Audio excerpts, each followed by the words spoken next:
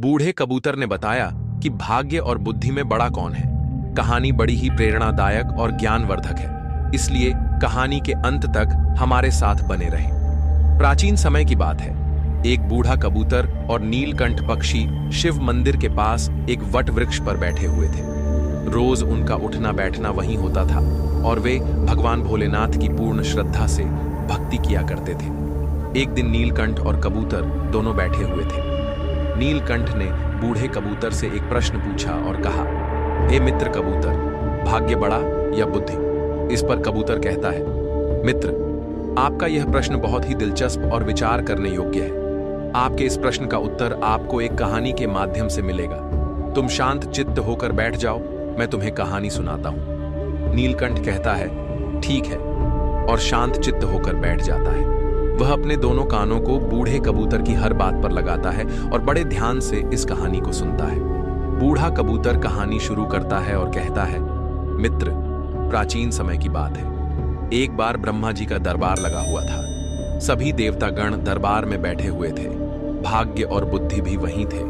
ब्रह्मा जी के दरबार में बैठे बैठे बात करते करते भाग्य और बुद्धि की नोकझोंक शुरू हो गई। जब यह बहस काफी बढ़ गई तो भाग्य कहता है, जो काम मैं करता हूं वह यह बुद्धि नहीं कर सकती। बुद्धि बोली, मूर्ख मत बनो। जब मैं किसी का साथ छोड़ देती हूं तो वह आदमी पागल हो जाता है, मृत्यु को प्राप्त हो जाता है। तुम कितना भी उसका साथ दे दो, लेकिन वह मेरे बिना कुछ नहीं कर सकता।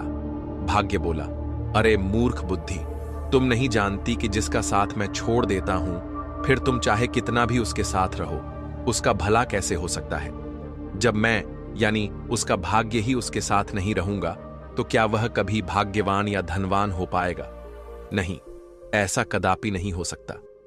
भगवान ब्रह्मा के दरबार में दोनों में ऐसे ही वाद विवाद बढ़ता गया। दोनों एक दूसरे से झगड़ने लगे। बुद्धि कहने लगी, मैं बड़ी हूं और मैं ही श्रेष्ठ हूं। भाग्य कहने लगा, नहीं, तुम मुझसे बड़ी कैसे हो सकती हो? मैं बड़ा हूं और मैं ही श्रेष्ठ हूं। तभी ब्रह्मदेव ने दोनों को बहस करते हुए देखा और मन ही मन सोचा, भाग्य और बुद्धि दोनों महान देवता हैं। ये दोनों इस दुनिया के शक्तिशाली और प्रभावशाली देव हैं और यह आपस में इस तरह झगड़ रहे हैं, जो ठीक नहीं है। इनका फैसला तो मुझे ही करना होगा। ब्रह्मदेव ने बुद्धि और भाग्य से पूछा, तुम दोनों झगड़ क्यों रहे हो? भाग्य कहने लगा, ब्रह्मदेव, मैं जिस मनुष्य का साथ छोड़ देता हूं वह मनुष्य क्या कर सकता है? वह तो अपना सारा जीवन गरीबी और दरिद्रता में गुजारता है। वह अपने जीवन में कभी भी खुश नहीं रह सकता। इतना सुनते ही बुद्धि बोल उठी, नहीं ब्रह्मदेव, भाग्य झूठ कह रहा है। जब मैं किसी का साथ छोड़ देती हूं तो भाग्य चाहे उस मनुष्य का जितना भी साथ दे, वह कुछ नहीं कर सकता। बुद्धिहीन मनुष्य तो मृतक के समान होता है। भगवान ब्रह्मा ने दोनों की बात ध्यान से सुनी। उनकी बात सुनकर ब्रह्मदेव मन ही मन सोचने लगे, इन दोनों की समस्या तो बहुत गंभीर है, इसका फैसला कैसे किया जाए? फिर ब्रह्मदेव ने दोनों से कहा, ऐसे पता नहीं चलेगा, आप परीक्षण कीजिए। भाग्यदेव, आप अपने भाग्य का परीक्षण कीजिए और बुद्धिदेव, आप अपनी बुद्धि का। इसका प्रयोग करके बताइए कि तुम दोनों में से कौन बड़ा और श्रेष्ठ है। भाग्यदेव बोला, ब्रह्मदेव, जैसा आपका आदेश होगा मैं उसी का पालन करूंगा। ब्रह्मदेव ने कहा, आप मृत्युलोक को ध्यान से देखिए। ब्रह्मदेव ने भाग्यदेव और बुद्धि को मृत्युलोक दिखाया और कहा, देखो, इस जंगल में एक गरीब बुढ़िया और उसका इकलौता 20 वर्ष का बेटा झोपड़ी डालकर रहते हैं। वे बहुत ही गरीब हैं। उन्हें खाने के लिए अनाज का एक दाना भी नसीब नहीं हो रहा है। अब तुम दोनों इन पर अपने भाग्य और बुद्धि की शक्ति आजमाओ। तुम दोनों में से जो भी इस गरीब बुढ़िया के बेटे को धनवान बना देगा या सम्राट बना देगा, वही तुम दोनों में से बड़ा और श्रेष्ठ माना जाएगा। ब्रह्मदेव की बात सुनकर भाग्यदेव कहने लगा, परमपिता, यह तो छोटी सी बात है। भाग्य की बात सुनकर बुद्धि बोली, ये छोटी सी बात कैसे हो सकती है? जब तक मैं उसका साथ नहीं दूंगी तुम इसे कभी राजा नहीं बना सकते, सम्राट नहीं बना सकते। भाग्य ने कहा, बुद्धि, तुम नहीं जानती, अगर मैं उसका साथ दूंगा तो इसे राजा ही नहीं बल्कि एक महान सम्राट बनाऊंगा। बुद्धि बोली, ठीक है, हम दोनों इसी पर अपनी शक्ति का उपयोग करते हैं, इससे हमारी समस्या का फैसला हो जाएगा। जो जीतेगा वही श्रेष्ठ माना जाएगा। इसके बाद भाग्य ब्रह्मदेव से कहने लगा, ब्रह्मदेव, पहले मुझे अपनी श्रेष्ठता सिद्ध करने की अनुमति दीजिए। मुझे यहां से जाने और इस लड़के को सम्राट बनाने की आज्ञा दीजिए। ब्रह्मा जी कहते हैं, ठीक है। ब्रह्मदेव के कहते ही बुद्धि ने ब्रह्मदेव से कहा, ब्रह्मदेव, मैं इस लड़के का साथ छोड़कर आ रही हूं। उसकी बात सुनकर भाग्य ने कहा, ठीक है, तुम अभी उसका साथ छोड़ दो और ब्रह्मलोक में आ जाओ। बुद्धि भाग्य से कहने लगी, भाग्य, ध्यान रखना, कहीं ऐसा ना हो कि तुम इसे सम्राट बनाने के चक्कर में मार ही दो। यह व्यक्ति मरना नहीं चाहिए। भाग्य कहने लगा, बुद्धि, तुम यह सब दूर से देखती रहो। आज तुम्हारी हार निश्चित है, क्योंकि मैं ही तुमसे ज्यादा शक्तिशाली और बलवान हूं। बुद्धि बोली, ठीक है, मैं अभी इसी समय इस लड़के का साथ छोड़ रही हूं। ऐसा कहकर बुद्धि ने उसका साथ छोड़ दिया। बुद्धि के साथ छोड़ते ही वह लड़का अपनी शुद्ध बुद्धि खो बैठा, एक निर्गुणी बनकर रह गया, पागल और मूर्ख बन गया। अब भाग्य अपना काम करना शुरू करता है। वह देखता है कि उस व्यक्ति के पास कुछ नहीं है। एक घास फूस की बनी हुई झोपड़ी है और केवल 3 बकरियां बंधी हुई हैं। लड़का उन बकरियों के खाने के लिए पेड़ पौधों की पत्तियां काटकर लाता है और उन्हें चराता है। वह पूरा दिन इसी में गुजार देता है। उसकी स्थिति देखकर भाग्य सोचता है, ना इसके पास पहनने के लिए अच्छे वस्त्र हैं, ना ही पैरों में पहनने के लिए जूते। अब मैं इसका साथ दे रहा हूं और इसे राजा बनाकर रहूंगा। भाग्य ने पासा पलटा। जिस रास्ते से वह चरवाहा निकल रहा था, उसी रास्ते में भाग्य ने एक सुंदर सोने के जूतों की जोड़ी रख दी। लड़के का ध्यान उन जूतों पर गया, पर वह उन्हें पहचान नहीं पाया कि ये सोने के जूते हैं। उसे तो बस पैरों में पहनने के लिए जूते चाहिए थे, इसलिए उसने वे सोने के जूते पहन लिए और सोचने लगा, चलो जूते तो मिल गए, इससे मेरा बहुत समय का काम चल जाएगा। अब जंगल से चारा लाते और बकरियों को चराते समय मेरे पैरों में कांटे नहीं लगेंगे। उन जूतों को पहनकर वह अपने घर आ जाता है। प्रतिदिन उसकी यही दिनचर्या चलती रही। वह जंगल में बकरियों को चराने जाता और जंगल से पेड़ पौधों की पत्तियां काट कर लाता और बकरियों को चराता रहता था। उसकी माता की बुद्धि भी समाप्त हो गई थी, क्योंकि बुद्धि उसे भी छोड़कर चली गई थी। भाग्य ने तो उस चरवाहे का खूब साथ दिया, लेकिन उसके जीवन में कोई बदलाव नहीं आया। भाग्य सोचने लगा कि मैंने तो इसे सम्राट बनाने का संकल्प लिया है, परंतु यह तो मुझे मूर्ख या पागल दिखाई देता है। इसका व्यवहार तो पागलों और मूर्खों की तरह हो गया है। ये सब देख रही बुद्धि ने भाग्य से कहा, क्या तुम नहीं जानते कि मैंने उसका साथ छोड़ दिया है? जब मैं किसी व्यक्ति का साथ छोड़ देती हूं, तो वह ऐसा ही व्यवहार करता है। भाग्य बुद्धि से कहने लगा, मैं भी देखता हूं कि तुम क्या कर सकती हो। अब तुम भी देखोगी कि मैं क्या कर सकता हूं। उस देश के नजदीक ही एक देश का राजा चंद्रसेन था। उसका एक सौदागर था। वह अलग अलग देशों और स्थानों पर जाकर व्यापार करता था। उस सौदागर के पास व्यापार करने के लिए कुछ ऊंट थे। वह ऊंटों पर पीतल लाद कर ले जाता था और दूसरे देश में जाकर व्यापार किया करता था। एक दिन वह सौदागर उसी जंगल से गुजर रहा था जहां पर वह चरवाहा रहता था और अपनी बकरियां चराता था।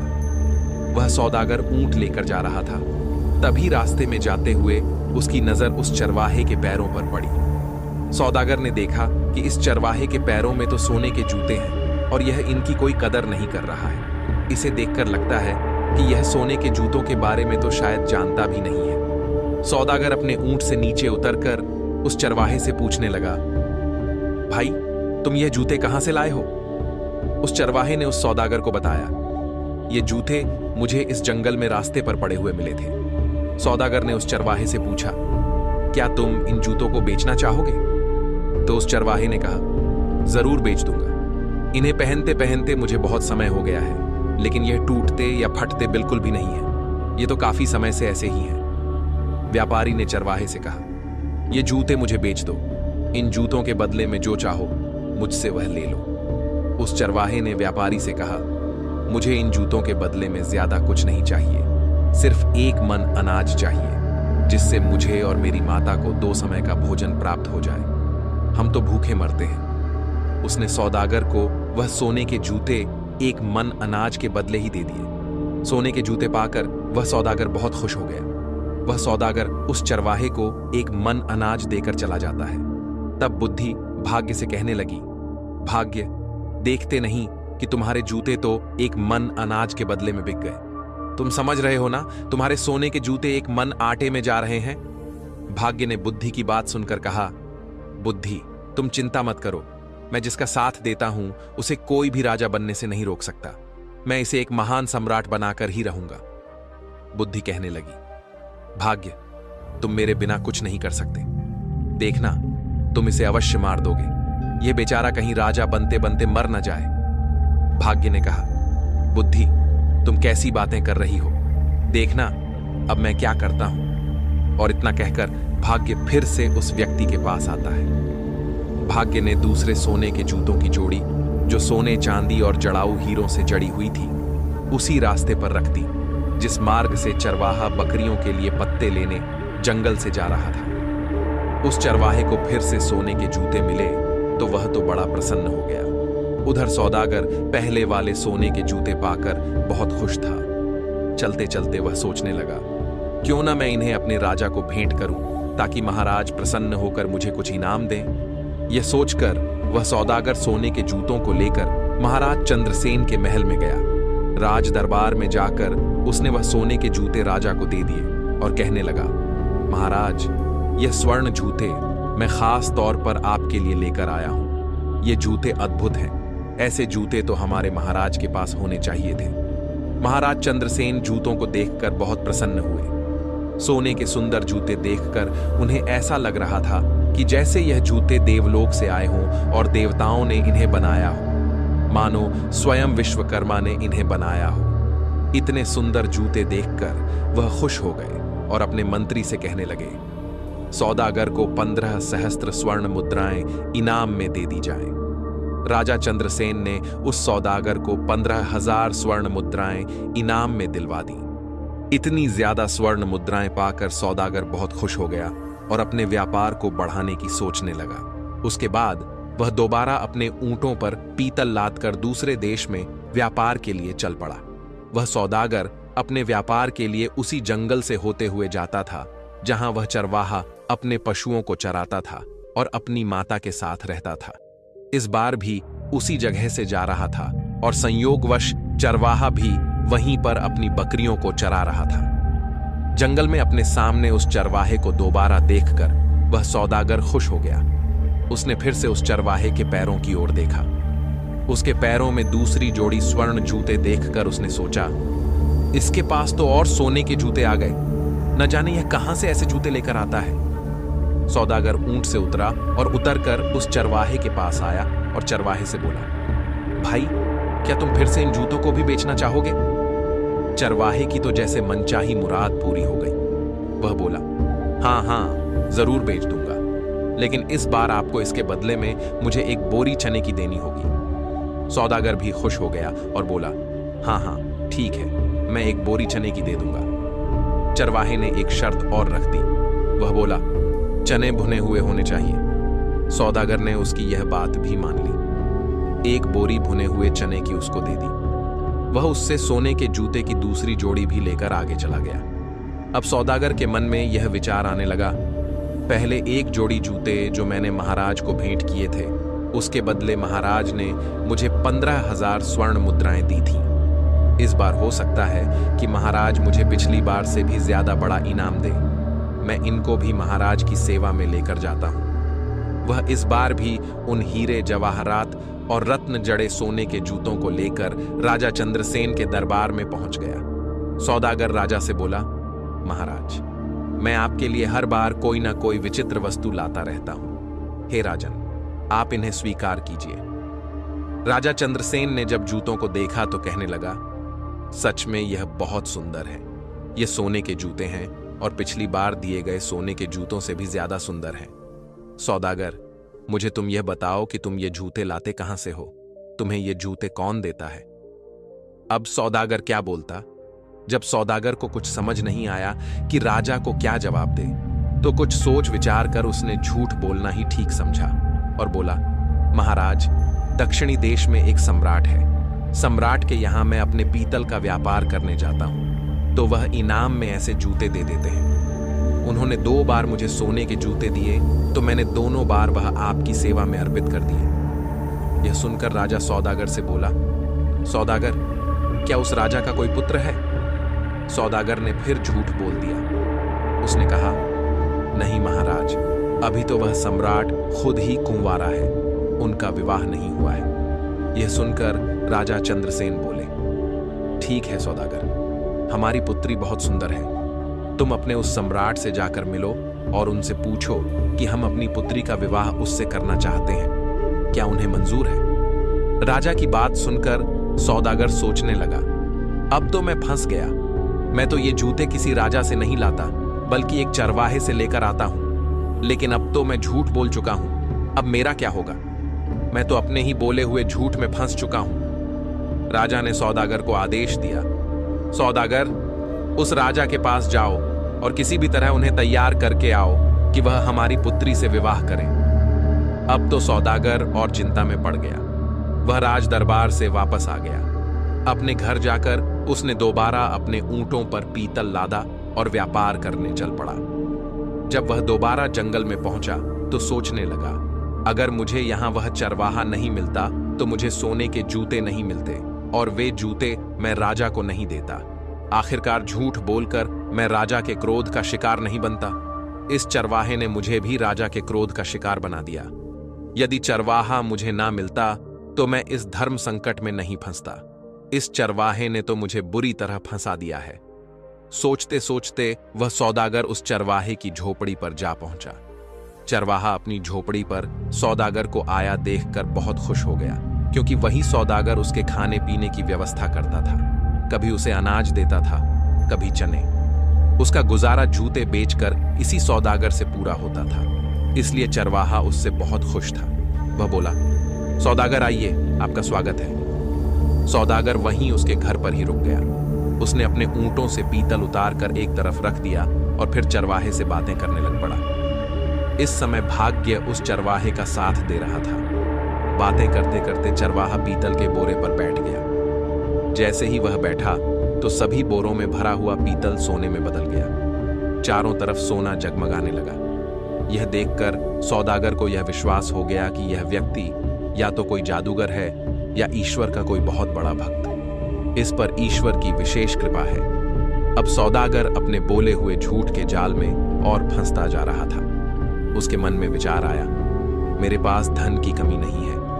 मैं ऐसा करता हूं कि इस चरवाहे को ही राजा बना देता हूं, सम्राट घोषित कर देता हूं। मेरे पास तो धन और सोने की कोई कमी नहीं है। मैं इसके लिए यहां जंगल में बहुत बड़ा किला बनवा देता हूं, दुर्ग बना देता हूं। उस दुर्ग का मालिक इसे बना दूंगा और मैं उसका मंत्री बन जाऊंगा। यहाँ के जो जागीरदार हैं उनसे बहुत सारी जमीन खरीद लूंगा। इस महीने के 2 महीने बाद राजा के पास जाऊंगा और बता दूंगा यही सम्राट है। अब सौदागर षड्यंत्र रचने लगा। भाग्य बुद्धि से कहने लगा, बुद्धि, तुम देखती जाओ कि मैं क्या करता हूं। देखना, यही सौदागर अब चरवाहे को सम्राट बनाएगा। बुद्धि ने फिर से भाग्य से कहा, कहीं ऐसा न हो कि राजा बनते बनते यह मर ही जाए, क्योंकि इस समय इसके पास बुद्धि नहीं है। जब यह बात भाग्य ने सुनी तो बोला, बुद्धि, तुम इतना घमंड मत करो, तुम अपना ज्यादा दिमाग मत लगाओ, यह सम्राट अवश्य बनेगा। दूसरी ओर सौदागर चरवाहे से कहने लगा, चरवाहे, मैं तुम्हें यहां का सम्राट बना देता हूं और तुम्हारे रहने के लिए एक बड़ा महल भी बनवाऊंगा। सौदागर में बुद्धि थी, क्योंकि उसका साथ बुद्धि दे रही थी, लेकिन बुद्धि ने चरवाहे और उसकी माता का साथ छोड़ दिया था। चरवाहा सौदागर से बोला, भाई ठीक है, तुम्हें जो ठीक लगे वह करो, लेकिन एक बात है, मेरी इन बकरियों को मत छोड़ना। मैं इन बकरियों को हमेशा अपने पास ही रखूंगा। चरवाहे में बुद्धि तो थी नहीं। उसकी बात सुनकर सौदागर सोचने लगा, यह व्यक्ति कितना बड़ा मूर्ख है। मैं इसे राजा बना रहा हूं और इसे बकरियों की पड़ी है। यह कैसी बातें कर रहा है। फिर भी सौदागर बोला, ठीक है। सौदागर को मन ही मन राजा का डर सता रहा था। राजा ने उसे कहा था कि तुम्हें उस सम्राट से पूछ कर आना है और मेरी लड़की का विवाह उसके साथ करवाना है। इसलिए उस चरवाहे को सम्राट बनाने के चक्कर में सौदागर ने चरवाहे की बात पर ध्यान नहीं दिया। उसने किले की नींव डलवा दी और निर्माण शुरू करवा दिया। जल्दी ही उसने एक बहुत बड़ा, सुंदर और शानदार महल चरवाहे के लिए तैयार करवा दिया। सौदागर ने आसपास के सभी जागीरदारों से जमीन खरीद ली और चरवाहे के लिए एक सेना भी बनानी शुरू कर दी। नौकर चाकर, दास दासियां रखी। ये सब देखकर वह बुद्धिहीन चरवाहा मन ही मन सोचने लगा, ना जाने यह सौदागर कहां से आ गया। इसने तो हमारी जिंदगी खराब कर दी। अब तो मुझे अपनी बकरियों को चराने के लिए भी समय नहीं मिलता है। यह हमेशा बातें करने में लगा रहता है। चरवाहे का तो अब भी वही हाल था। वह बकरियों को जंगल में ले जाता और चराकर वापस लाता। सौदागर ने उसके लिए राजसी वस्त्र सिलवाए, उसके शीश पर मुकुट रखा, लेकिन चरवाहे ने अपना स्वभाव नहीं बदला। वह सौदागर से कहने लगा, तुम्हें जो भी ठीक लगे वह करो, परंतु मेरी बकरियां कहीं नहीं जानी चाहिए। अगर मेरी बकरियां चली गईं तो मैं तुम्हें जीवित नहीं छोड़ूंगा। तुमने इतनी भीड़ इकट्ठा कर ली है, हमारा जीवन खराब कर दिया है। सौदागर कहने लगा, अरे चरवाहे, मैंने तो तुम्हें राजा बना दिया है, मैं तुम्हारा मंत्री बनूंगा। लेकिन उस चरवाहे की समझ में यह सब कुछ नहीं आ रहा था। दोस्तों, अब भाग्य बुद्धि से कहने लगा, बुद्धि देखो, मैंने इस चरवाहे को राजा बना दिया है। अब यह एक किले का मालिक बन चुका है। बुद्धि कहने लगी, अरे भाग्य, तुम क्यों झूठ बोल रहे हो? यहां बैठे हुए समस्त देवता इस बात का फैसला करेंगे कि तुमने इसे राजा बना दिया या नहीं, या यह अब भी वही चरवाहा है। दोस्तों, अब ब्रह्मदेव कहने लगे कि भाग्य, इस चरवाहे में तो अभी तक कोई परिवर्तन नहीं हुआ है। यह तो अब भी वही चरवाहा है, अभी तुम जीते नहीं हो। अब तो बुद्धि बोलने लगी कि ब्रह्मदेव, ऐसा होगा ही नहीं, क्योंकि जब तक मैं चरवाहे का साथ नहीं दूंगी तब तक चरवाहा राजा तो बनेगा ही नहीं, बल्कि उसके प्राण भी संकट में आ जाएंगे। यह मूर्खता करेगा और मारा जाएगा। परंतु भाग्य बोला, बुद्धि, मैं उसका साथ दूंगा तो तुम कुछ नहीं कर सकोगी। तुम बैठी रहो और तमाशा देखती रहो। भाग्य फिर उस चरवाहे के पास आ जाता है। सौदागर ने क्या किया, उसने जो उस चरवाहे की 3 बकरियां थीं, उन्हें भी किसी बकरियां खरीदने वाले को बेच दिया। जैसे ही उस चरवाहे को अपनी बकरियों के बिकने का पता चला तो वह जोर जोर से चिल्लाने लगा, रोने लगा। जब उसके सैनिकों ने, दरबारियों ने और अन्य लोगों ने देखा कि राजा तो ऐसा कर रहा है, तो उन्हें लगा कि शायद राजा पागल हो गया है। अब सौदागर ने उस चरवाहे को समझाया कि तुम ऐसा क्यों कर रहे हो, तुम ऐसी मूर्खता क्यों कर रहे हो? ये तो 3 बकरियां थीं, मैं तुम्हें ऐसी बहुत सी बकरियां दिलवा दूंगा। सौदागर की यह बात सुनकर चरवाहा मान जाता है और वह चरवाहा सौदागर के पीछे पड़ गया कि चलिए, मुझे आज ही बकरियां खरीद कर दीजिए। सौदागर उस चरवाहे से कहने लगा, देखो भाई, अब तुम सम्राट बन गए हो, राजा बन गए हो। तुम ऐसी छोटी छोटी बातें क्यों करते हो? बच्चों जैसी बातें मत करो। मैं तो तुम्हारा विवाह करवाऊंगा। अपनी माता से पूछो, हमारे यहाँ के राजा चंद्रसेन, उनकी पुत्री बहुत ही सुंदर है, उनसे तुम्हारी शादी करवाऊंगा। लेकिन चरवाहे में तो बुद्धि ही नहीं थी। वह सौदागर से कहने लगा, तुम मेरा क्या विवाह करवाओगे? और उसकी माता भी कहने लगी, अब विवाह से क्या होगा? हमारी जिंदगी को तो तूने खराब कर ही दिया है। तुमने हमें इतनी भीड़ भाड़ में लाकर पटक दिया है। कहाँ हम इतनी शांति से रहते थे, अपनी बकरियां चराते थे और अपनी झोपड़ी में मजे से रहते थे। अब सौदागर सोचने लगा, लगता है यह दोनों मां बेटा पागल हैं। अब मैं क्या करूं? ऊपर से उसे महाराज चंद्रसेन का डर सता रहा था। उसके मन में यही विचार आ रहा था कि इनकी सहायता तो मुझे करनी ही पड़ेगी। तक 6 महीने का समय पूरा हो गया। अब सौदागर अपने देश में महाराज चंद्रसेन के पास पहुंचा। महाराजा से कहने लगा कि महाराज, अब आप अपने नाई और पंडित को भेज दीजिए। मैंने अपने सम्राट को मना लिया है, वह आपकी लड़की से शादी करने के लिए तैयार है। यह सुनकर राजा चंद्रसेन ने नाई और ब्राह्मण को बुलाया और उन दोनों को सौदागर के साथ सम्राट के पास भेज दिया। सौदागर उन दोनों को लेकर चल पड़ा और वह उनको चरवाहे के महल में लेकर आया। उसने चरवाहे को राजसी वस्त्र पहनाए। चरवाहा सौदागर से कहने लगा, यह तुम क्या कर रहे हो? ऐसे भी कहीं विवाह होते हैं? सौदागर बोला, अब तुम चुप रहना, अब बिल्कुल भी मत बोलना, नहीं तो महाराज चंद्रसेन तुम्हें और मुझे दोनों को फांसी की सजा दे देंगे। इस बात का ध्यान रखना कि अब तुम्हें बोलना नहीं है। सौदागर के मुंह से फांसी की बात सुनकर चरवाहा बुरी तरह से डर जाता है और उसकी बात मान जाता है। राजा के नाई और ब्राह्मण उसकी सगाई कर देते हैं और शुभ मुहूर्त देखकर विवाह का दिन तय करके उसे बोल देते हैं कि आपको इस दिन बारात लेकर महल में आना है। इसके बाद नाई और ब्राह्मण वापस अपने देश को लौट जाते हैं। उनके महल में पहुंचने के बाद राजा ने उनसे पूछा कि सम्राट कैसा है। नाई और ब्राह्मण बोले, महाराज, उसके पास तो किसी चीज की कमी नहीं है। बहुत सारा सोना है, खजाने भरे पड़े हैं। वह तो बहुत ही महान राजा दिखाई पड़ता है। बात सुनकर राजा चंद्रसेन भी बड़े प्रसन्न हुए। अब तो राजा चंद्रसेन ने भी शादी की तैयारी शुरू कर दी। धीरे धीरे समय बीतता गया और विवाह का शुभ दिन नजदीक आ पहुंचा। विवाह के दिन सौदागर ने चरवाहे को खूब सजाया, दूल्हा बनाया और एक सुंदर रथ में बिठाकर उसकी बारात लेकर चल पड़ा। इधर सौदागर चरवाहे को शादी के लिए लेकर जा रहा था। उधर भाग्य बुद्धि से कहने लगा, देखो बुद्धि, अब मैं चरवाहे का विवाह भी राजा की पुत्री से करवा रहा हूं। बुद्धि मुस्कुराकर बोली, भाग्य, बस देखते जाओ।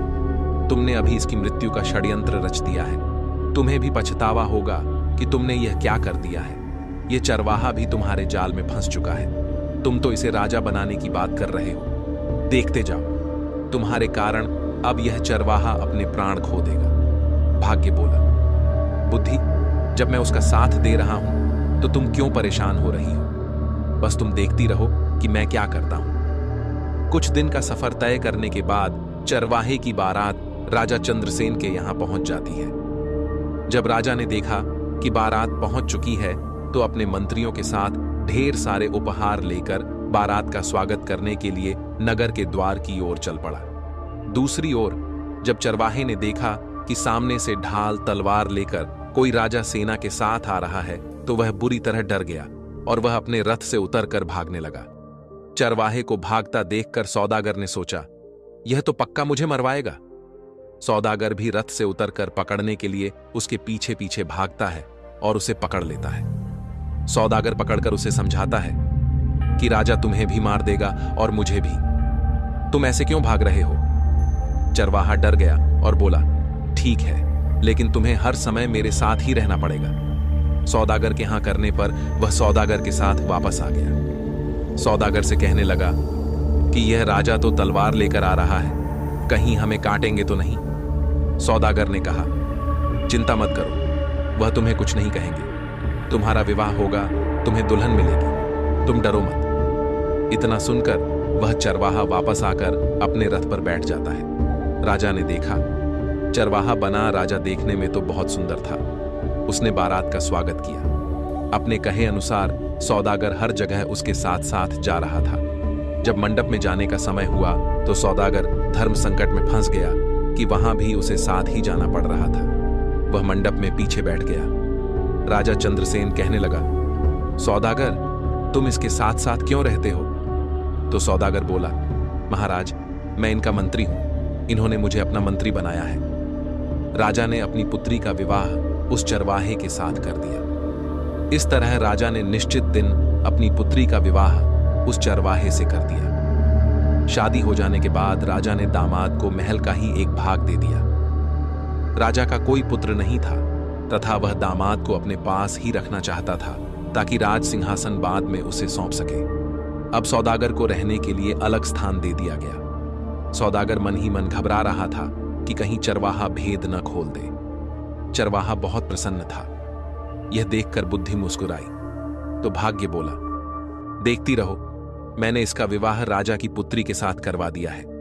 अब यह चरवाहा सम्राट बनने ही वाला है। भाग्य की यह बात सुनकर बुद्धि कहने लगी, अरे भाग्य, तुम क्यों बेवकूफ बन रहे हो? तुम जानते हो कि उसे कुछ पता ही नहीं है कि राजा क्या होता है, विवाह क्या होता है।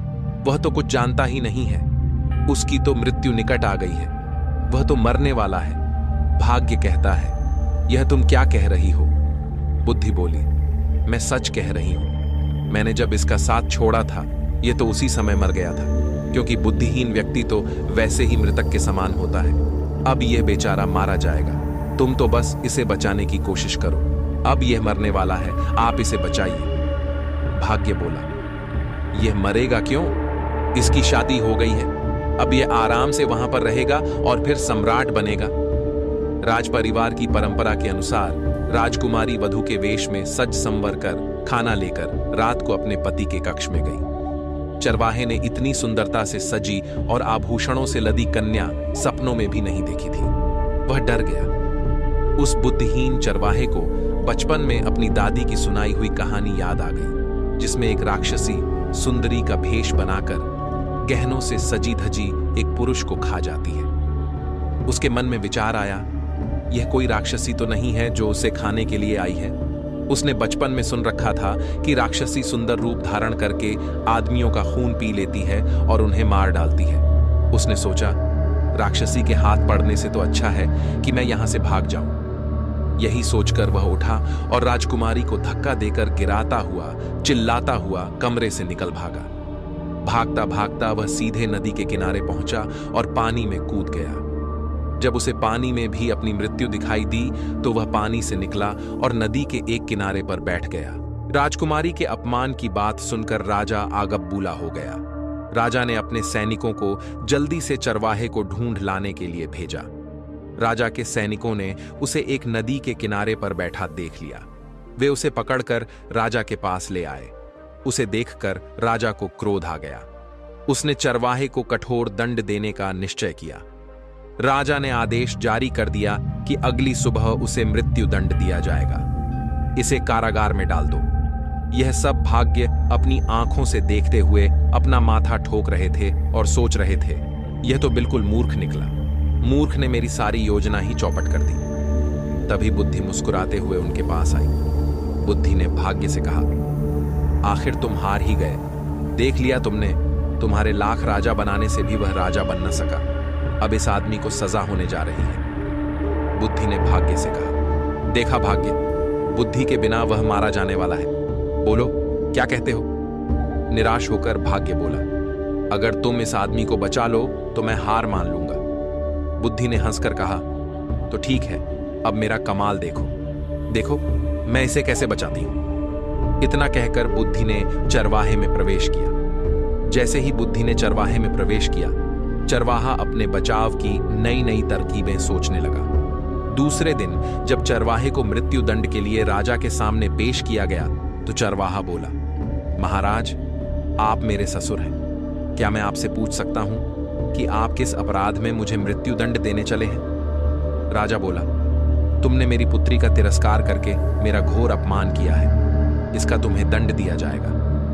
तब चरवाहा बोला, राजन, मेरे कुल में मान्यता है कि विवाह के पश्चात पहली रात को यदि वर वधू की जानकारी में कोई व्यक्ति नदी में डूब मरे तो वधू विधवा हो जाती है या संतानहीन रह जाती है। जब आपकी पुत्री कमरे में आई तभी नदी की ओर से बचाओ बचाओ चिल्लाने की आवाज मेरे कानों में पड़ी। मैं अपने आप को रोक न सका और तुरंत उठकर डूबने वाले को बचाने के लिए नदी पर चला गया था। अगर यह मेरा दोष है तो आप मुझे अवश्य दंड दें। चरवाहे की बात सुनकर राजा बहुत प्रसन्न हुआ और उठकर चरवाहे को गले से लगा लिया। वह बोला, हमारे बाद तुम ही इस देश के राजा बनोगे। पिता पुत्री ने लज्जित होकर अपने असभ्य व्यवहार के लिए माफी मांगी और फिर तीनों खुशी खुशी महल के अंदर चले गए। उधर ब्रह्मा के दरबार में बुद्धि और भाग्य का फैसला हो चुका था। समस्त देवता बुद्धि की जय जयकार करने में लगे थे। वे कहने लगे, भाग्य, तुम कुछ नहीं कर सकते। जिसका साथ बुद्धि नहीं देगी वह कुछ नहीं कर सकता। बुद्धि ने मुस्कुराकर भाग्य की ओर देखा। भाग्य ने हंसकर कहा, मैं अपनी हार मानता हूं, तुम वास्तव में मुझसे बड़ी हो। साथियों, इस तरह नीलकंठ को भी अपने प्रश्न का उत्तर मिल चुका था और उसके बाद बूढ़ा कबूतर और नीलकंठ भोजन की तलाश में जंगल की ओर निकल गए।